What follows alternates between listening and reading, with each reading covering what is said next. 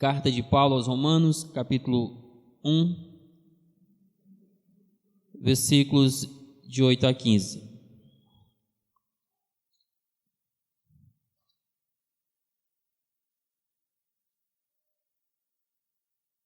Dando assim continuidade aos nossos estudos nesta carta, sendo esta a nossa terceira mensagem, tivemos uma mensagem introdutória à carta aos Romanos, onde destacamos alguns aspectos desta carta, destes irmãos, alguns objetivos do apóstolo Paulo a escrevê-la, e a nossa mensagem de número 2 contemplou os versículos de 1 a 7, onde podemos ali juntos estudar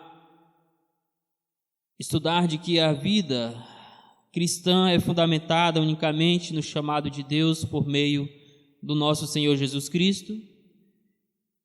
E estudamos um pouco sobre o autor da carta, algumas formas ou características de como ele se apresenta diante desses irmãos. Estudamos também um pouco sobre o conteúdo do Evangelho, o conteúdo que contempla assim esta carta, e também analisamos algo a respeito da vida dos destinatários desta carta, como que eles foram agraciados por Deus ao serem chamados para pertencer ao Senhor Jesus Cristo, como que Deus, um amor incomparável, incalculável, os amou e os chamou para pertencer a eles. Podemos ver que estes irmãos então eram espiritualmente abençoados por Deus, porque desfrutavam da graça do Senhor para a salvação e da paz com o seu Criador por meio do nosso Senhor Jesus Cristo. Na noite de hoje, queremos desenvolver com os irmãos a argumentação de que a espiritualidade de uma igreja, ela é evidenciada por alguns aspectos específicos. E nisso convido você a ler o texto de Romanos, capítulo 1, versículos de 8 a 15, juntamente comigo.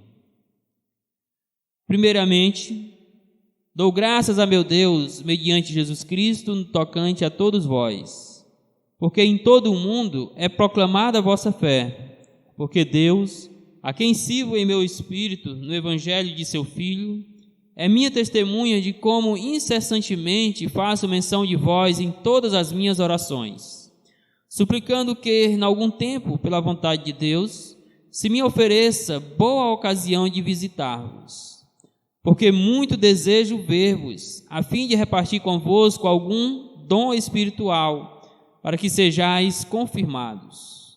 Isto é, para que em vossa companhia, reciprocamente, nos confortemos por intermédio da fé mútua, vossa e minha.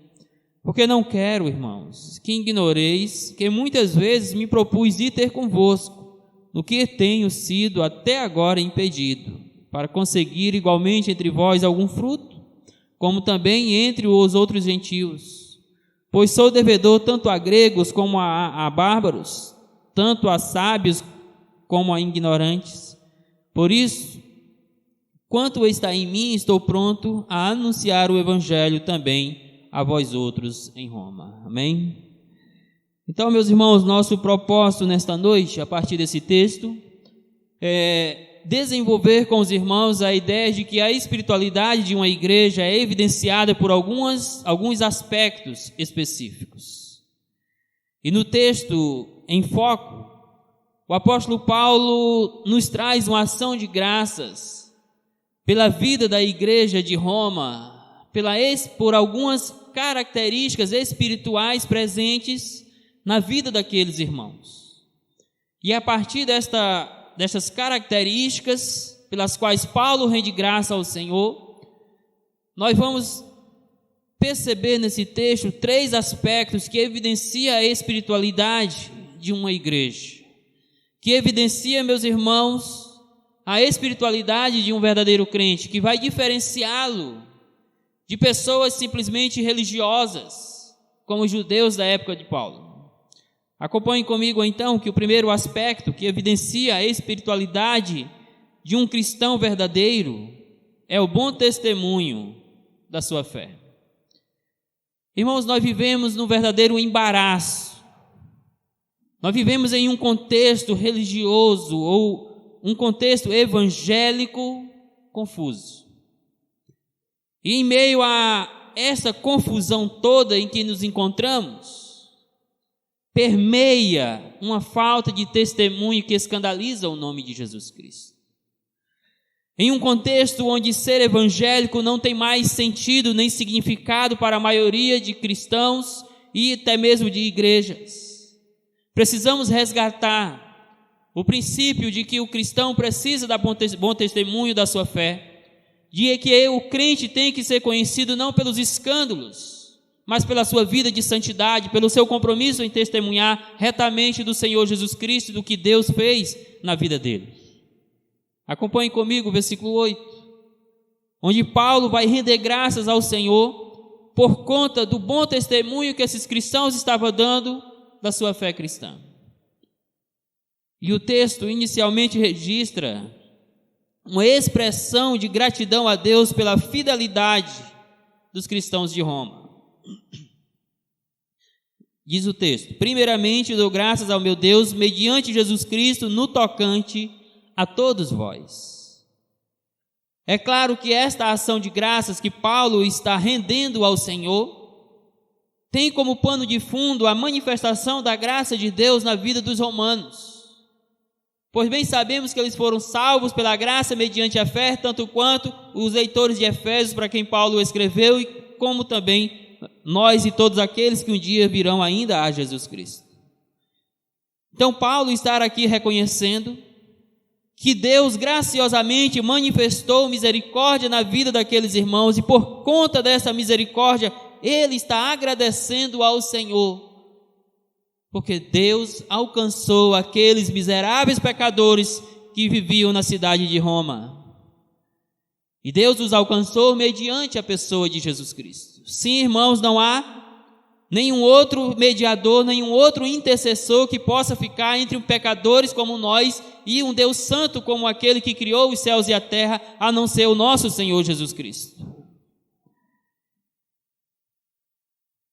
Por isso Paulo diz que primeiramente ele tem muitas coisas para falar para estes irmãos, muitas doutrinas centrais para o cristianismo, mas ele diz que antes de tudo ele queria agradecer a Deus por a vida daqueles crentes que estavam em Roma, por eles terem sido alcançados pelo Evangelho, por eles poderem testemunhar fielmente da fé deles em Jesus Cristo.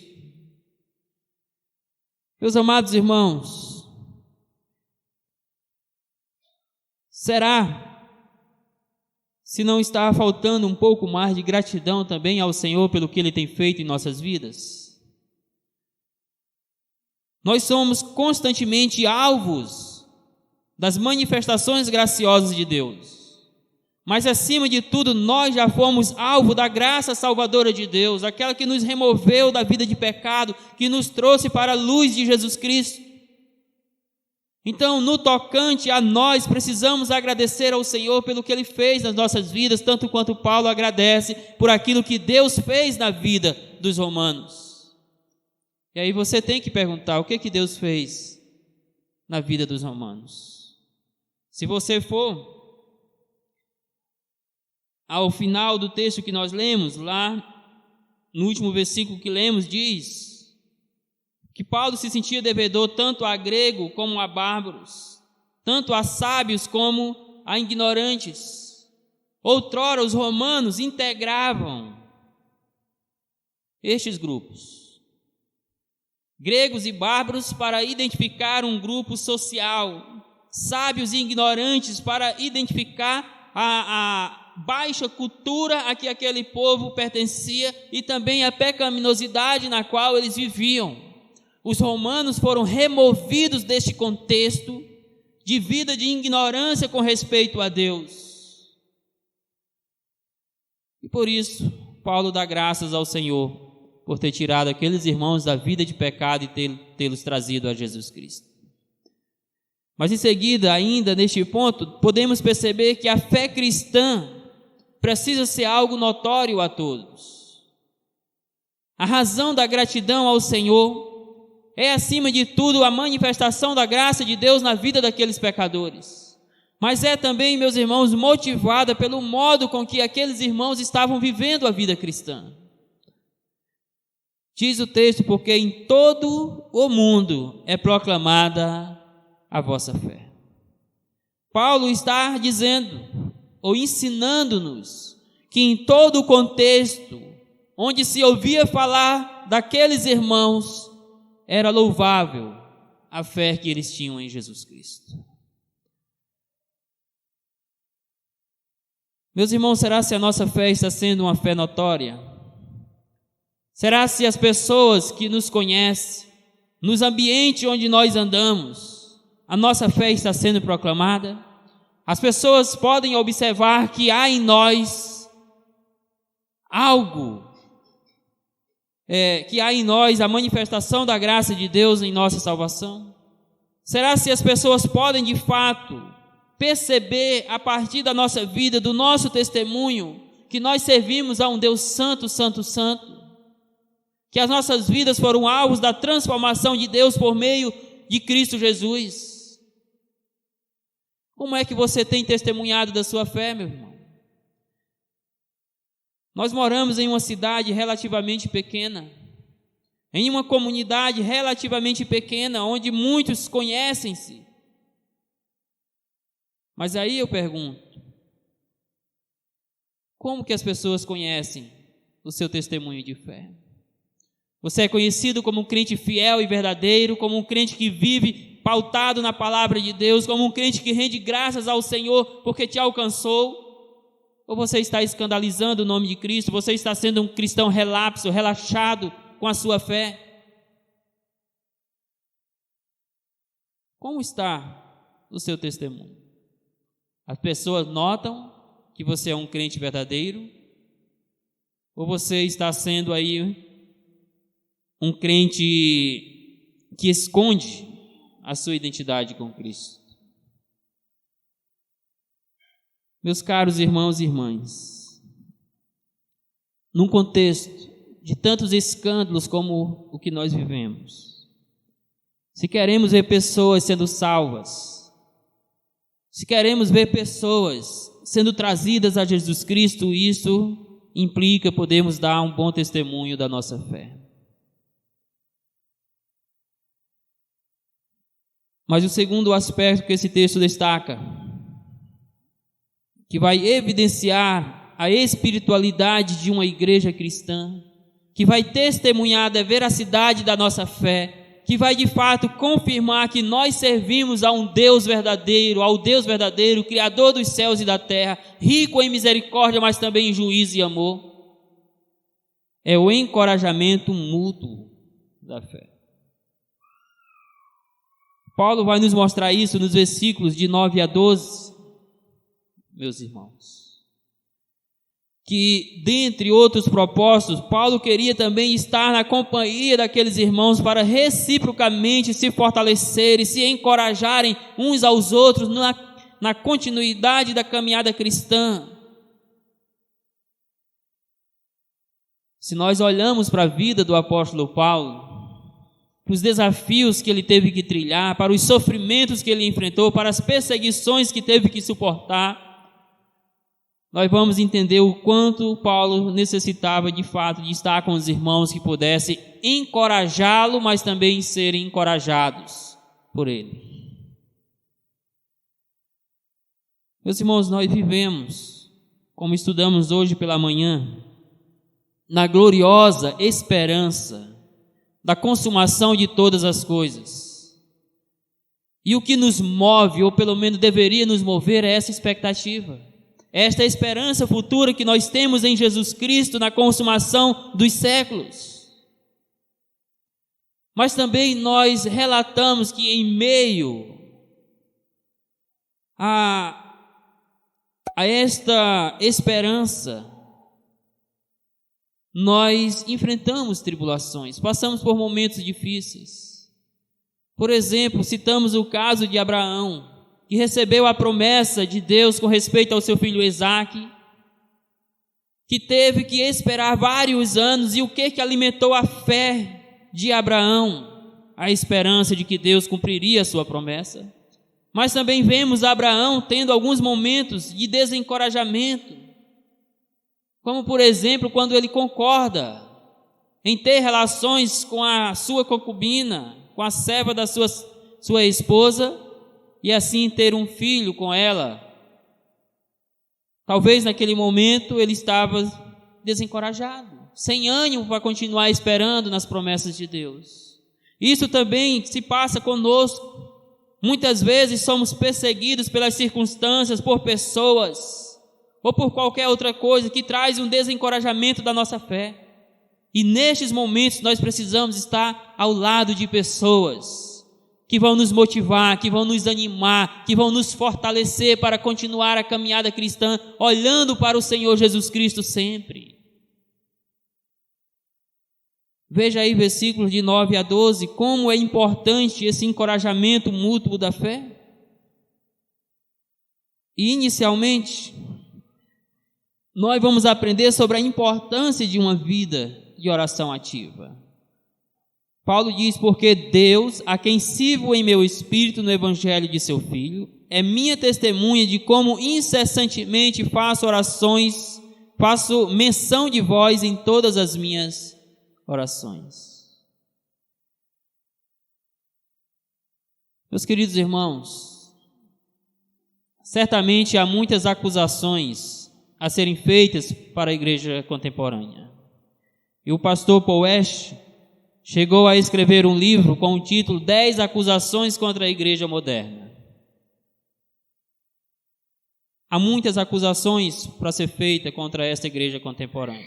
É claro que há muitas expressões de louvores também a serem dadas por aquelas igrejas que verdadeiramente se mantêm fiéis ao evangelho. Penso eu que uma destas acusações que pode ser feita à igreja contemporânea é a sua inatividade na oração. Meus irmãos, nós fizemos de fato da oração uma muleta, um kit de primeiros socorros para ser usado em momentos de urgência. Mas Paulo nos ensina, não apenas por esse texto, mas por outros que ele escreve, a necessidade de uma vida de oração ativa. Mas não apenas uma vida de oração ativa, a necessidade de orarmos uns pelos outros. Paulo diz que não se cansava, que incessantemente ele fazia menção daqueles irmãos nas suas orações. E como resposta às orações do apóstolo Paulo, Deus fortalecia aquela igreja, Deus encorajava aquela igreja, Deus usava o bom testemunho daquela igreja para proclamar o evangelho.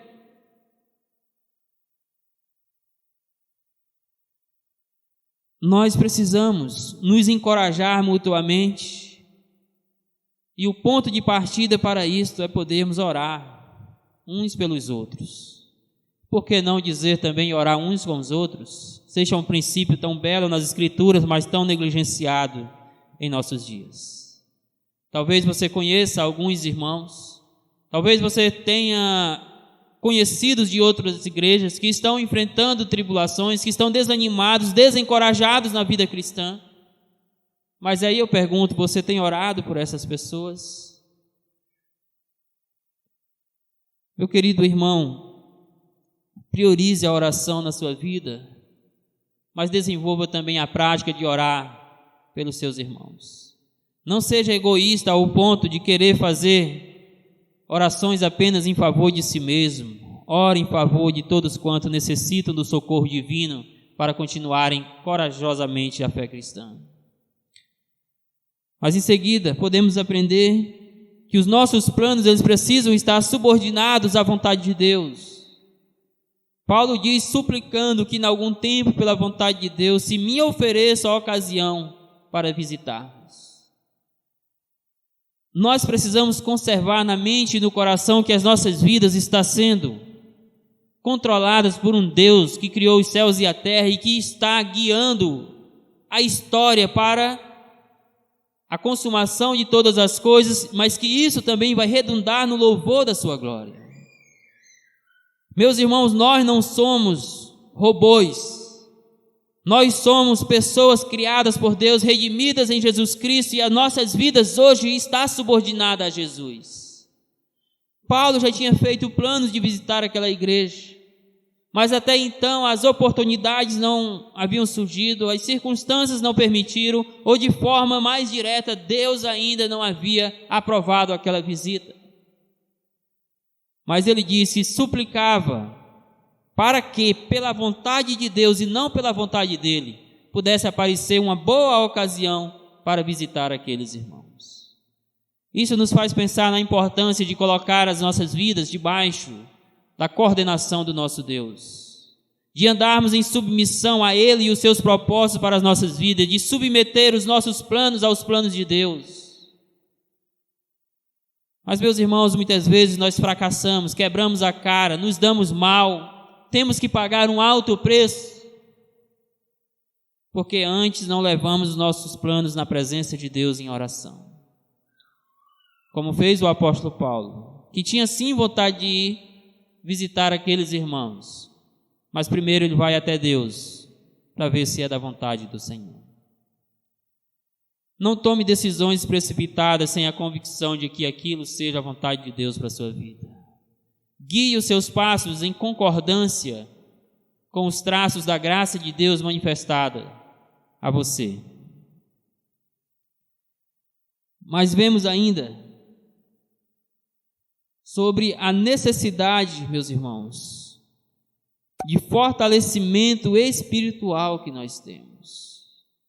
Porque muito desejo ver-vos. Veja o quanto Paulo estava ansioso para ver aqueles irmãos.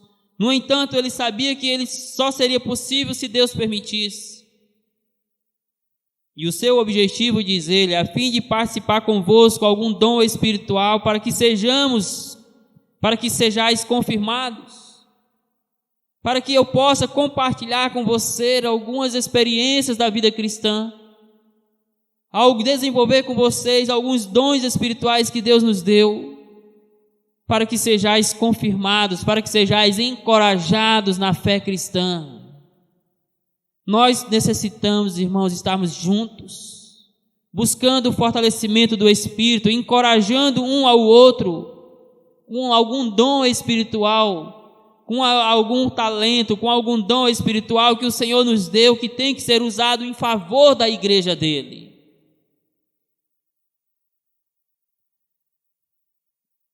Certamente você passa por momentos difíceis na caminhada cristã.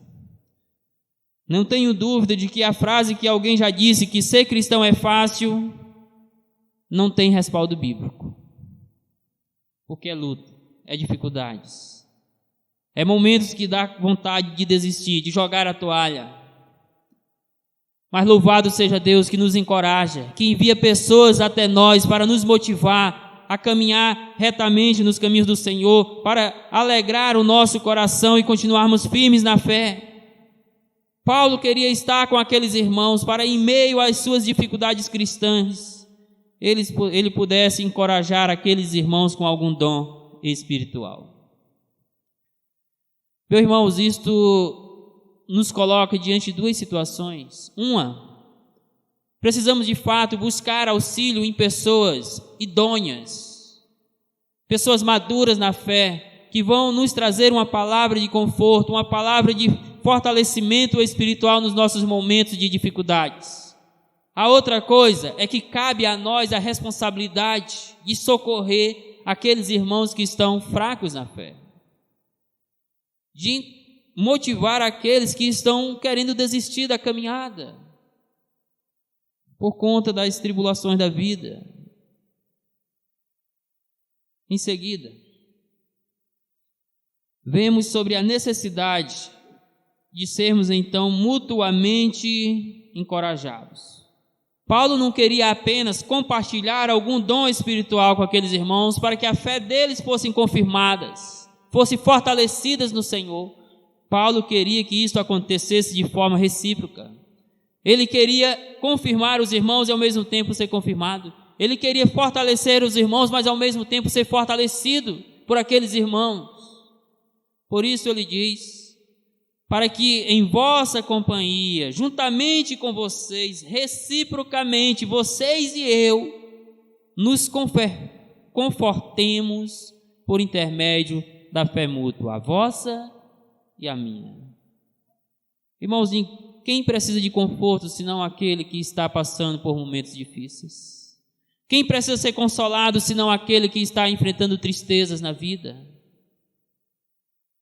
Por isso Paulo diz que queria estar com aqueles irmãos, para que pudessem encorajar-se um ao outro, confortar-se um ao outro, animar um ao outro no desenvolvimento da fé cristã, no serviço a Deus.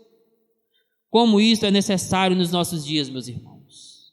Nós perdemos de vista o princípio bíblico de que devemos chorar com os que choram, devemos lutar com os que lutam. Nós queremos apenas nos alegrar com os que se alegram, mas não choramos com os que choram. Portanto, de fato, precisamos servir a Deus com fidelidade. No entanto, essa vida de servo de Deus precisa ser evidenciada por alguns aspectos. E estamos destacando 3 destes. O primeiro é o bom testemunho da sua fé. O segundo é o encorajamento mútuo da fé. E o terceiro e último é a frutificação espiritual, versículos 13 a 15, onde primeiramente vemos que Paulo faz questão de lembrar aqueles irmãos de sua prontidão em visitá-los. Porque, irmãos, não quero que ignoreis que muitas vezes me propus ir ter convosco, no que tenho sido impedido até agora. Nós não sabemos exatamente o que pode ter impedido o apóstolo Paulo. Talvez tenha sido circunstâncias, enfermidades, perseguições. Fato é, irmãos, que ele não foi ainda, porque ainda não havia chegado o tempo de Deus, porque ainda não havia sido da vontade de Deus, como ele ora, suplicando pela vontade de Deus para ir vê-los. Ainda não havia acontecido a ocasião oportuna que ele pediu a Deus. Por isso ele diz: irmãos, mas eu não quero que vocês ignorem que eu quero estar com vocês. Nós já vimos que não foi Paulo que fundou esta igreja. Esta igreja foi fundada a partir de irmãos que estavam no dia do Pentecoste, que ouviram o Evangelho, o poder de Deus para a salvação de todo aquele que crê, retornaram para a cidade de Roma, e ali então eles proclamaram a sua fé. E então podemos de alguma forma dizer, nasce a igreja cristã em Roma. Talvez aqueles irmãos estivessem desanimados, talvez aqueles irmãos estivessem pensando, mas Paulo já visitou tanta igreja e não vem nos visitar. Mas aí ele diz: irmãos, não ignorem, porque eu já tive muitas vezes vontade de estar com vocês, mas eu fui impedido, não chegou a hora certa. Então aguardem o tempo de Deus, porque eu ainda irei visitá-los. Seguindo, Paulo ressalta o propósito da sua visita: conseguir igualmente entre vós algum fruto, como também entre os gentios. Paulo queria estar com aqueles irmãos para orientá-los de forma ainda mais sólida na fé cristã, para instruí-los a desenvolver os frutos da caminhada cristã, mas não apenas entre eles. Paulo não queria ver apenas os frutos que aqueles irmãos estavam dando na fé cristã. Ele também queria, meus irmãos, conseguir alguns frutos entre os gentios. Ou seja, ele queria conseguir pregar o evangelho àqueles que ainda não conheciam a Jesus, que não pertenciam à igreja de Cristo. Ele queria poder ver pessoas sendo salvas pelo poder do evangelho. Meus irmãos, como é importante podermos frutificar na vida cristã. Paulo queria estar com aqueles irmãos para poder contemplar os frutos que eles estavam dando. Paulo, quando escreve aos Colossenses no capítulo 1, ele também fala a respeito dos frutos que aqueles irmãos estavam dando para o evangelho de Jesus Cristo. E a pergunta é: que frutos nós estamos produzindo para o reino de Deus? Que frutos espirituais nós estamos desenvolvendo? É de se pensar, meus caros irmãos, porque nós fomos chamados para frutificar. E se nós estamos na videira que é Jesus Cristo, nós precisamos de fato dar frutos espirituais. nós temos muitos cristãos estagnados na vida cristã, que não produzem nenhum fruto espiritual, nem mesmo em suas vidas, quanto mais no que diz respeito à proclamação da fé cristã. Nós somos desafiados nesta noite a nos empenharmos mais para podermos dar frutos espirituais para o reino de Deus. Frutos que vão abençoar as nossas vidas, frutos que vão solidificar a fé da nossa igreja e frutos que vão trazer pecadores aos pés de Jesus Cristo para confessar os seus pecados e serem salvos pelo Senhor. Meus irmãos, uma igreja que não frutifica é uma igreja estéril. E isso não é algo que tenha respaldo bíblico. Isso significa que temos algumas enfermidades que precisam ser sanadas para podermos frutificar para o reino de Deus. Eu queria que você saísse daqui nesta noite meditando se você tem sido um cristão frutífero. Eu não estou nem tanto, neste momento agora, lhe perguntando a respeito de pessoas que você já trouxe a Cristo. Eu quero que você olhe para a sua própria vida. Você pode perceber crescimento espiritual em você? Você pode conseguir observar na sua própria vida o desenvolvimento dos frutos do Espírito?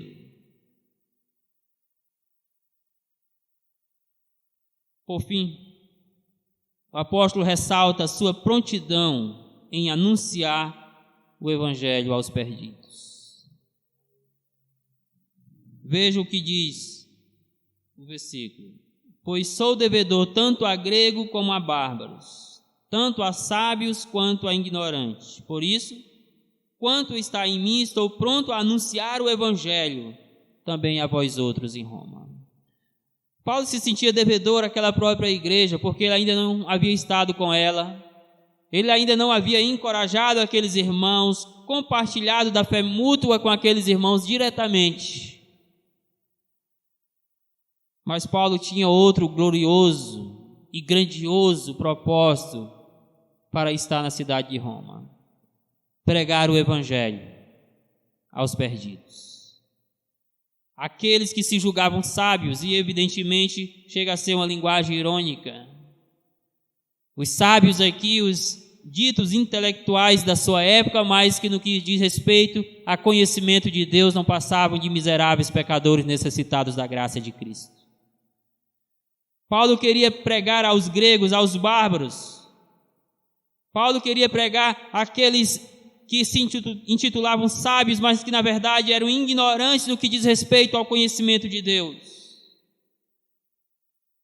Meus irmãos, para que possamos ser uma igreja frutífera, precisamos anunciar sim com fidelidade a palavra de Deus, precisamos ter um púlpito zeloso das Escrituras em anunciar somente a palavra e não mais do que a palavra. Mas também precisamos estar prontos a compartilhar o Evangelho de Jesus Cristo. Na nossa comunidade, no nosso lar, na nossa sociedade, na faculdade, onde quer que estejamos, nós fomos chamados para sermos luz em um mundo que está em trevas. E para isso precisamos estar dispostos, prontos, para falar a respeito do Evangelho para todos os pecadores. Paulo não via o momento de poder estar em Roma e falar para aqueles pecadores perdidos daquela cidade, aquilo que ele vai colocar mais à frente neste capítulo, de que o Evangelho é o poder de Deus para a salvação de todo aquele que nele crê, primeiro do judeu, mas também do grego, visto que a justiça de Deus, que se revela no Evangelho de fé em fé, como está escrito: o justo viverá pela fé. Ali havia pecadores necessitados da graça, e Paulo queria estar com eles para lhes pregar a graça.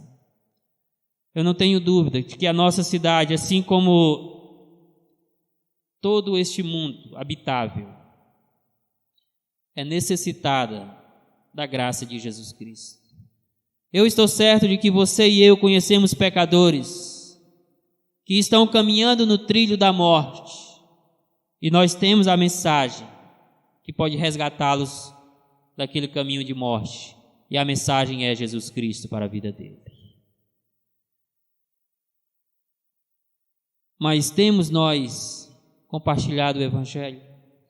Temos nós prontidão para anunciar a palavra de Deus a todas as pessoas? Meus queridos irmãos, precisamos de fato servir ao Senhor com fidelidade. Teremos sim as nossas falhas, os nossos tropeços, mas precisamos ser identificados pelos nossos momentos de acertos e não pelos nossos momentos de fracassos. Precisamos ser identificados pela nossa fidelidade e não pelos nossos momentos de loucuras e insanidade em que por alguma situação somos infiéis ao Senhor. Para isso precisamos ser cristãos que zelem da nossa vida espiritual, que possamos frutificar, que possamos, meus amados irmãos, viver o verdadeiro Evangelho de Jesus Cristo. Porque só assim vamos de fato evidenciar que realmente somos uma igreja que pertence a Jesus Cristo. E uma igreja que pertence a Jesus, uma igreja que verdadeiramente, espiritualmente pertence a Jesus, ela precisa, conforme vimos nessa noite, dessas 3 características: dar bom testemunho da sua fé, viver o encorajamento mútuo da fé, estar ali chorando com os que choram, animando os que estão desanimados, confortando os que estão passando por tribulações. E precisamos ser uma igreja frutífera. Frutífera espiritualmente, frutífera em trazer pessoas para o reino de Deus. E eu pergunto a você: de que maneira você tem servido ao Senhor? Como você acha que as pessoas estão lhe identificando? Como cristão genuíno, digno de ser seguido, digno de ser imitado? Ou por um cristão relapso, que apenas tem nome de crente, mas que não tem nenhum compromisso com Deus e com a igreja de Deus? Como que você está servindo ao Evangelho de Jesus Cristo? Você está vivendo de fato a palavra de Deus? Você está tendo prontidão para anunciar o Evangelho, compartilhar da graça que salva o pecador? Como que você está buscando encorajamento para os seus momentos de fraqueza? E não apenas como, é onde. Onde você está buscando encorajamento? Vivemos momentos em que os próprios cristãos desacreditam na eficácia da palavra de Deus e na eficácia do conselho de bons cristãos. Muitas vezes cristãos preferem compartilhar das suas lutas com pessoas incrédulas, mesmo que sejam das suas famílias, do que com alguém que pode lhe dar um direcionamento espiritual para vencer aqueles momentos de desânimos. Que Deus tenha misericórdia de nós, que Deus tenha misericórdia de você, pecador que está conosco nesta noite, mas que ainda vive afogado na vida de pecado.